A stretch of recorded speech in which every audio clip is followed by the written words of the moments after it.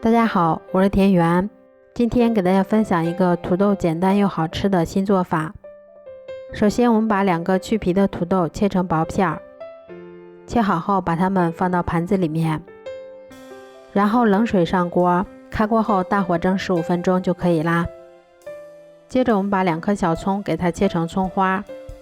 切好后把它们放到盘子里面，再准备1根香肠给它切碎，切好后放到盘子里面备用。土豆蒸好后，我们把它倒入到大碗里面，然后用擀面杖先把它们捣碎成土豆泥，再把我们切好的葱花和香肠丁也加进来。接着我们再打入3颗鸡蛋，加入鸡蛋能够让成品更加的蓬松。先加入1勺盐，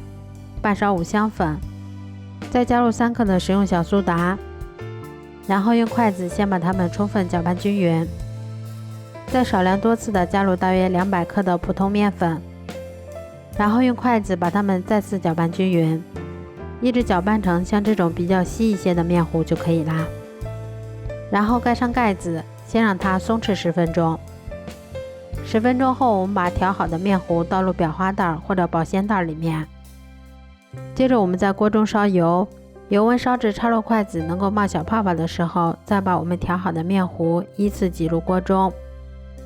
全程用中火慢炸，中间给它们勤翻动一下，确保受热均匀。一直炸至表面金黄后，我们软糯咸香又美味的炸土豆条就做好啦。如果喜欢的话就试试吧，喜欢我的视频就关注我吧，谢谢您的支持。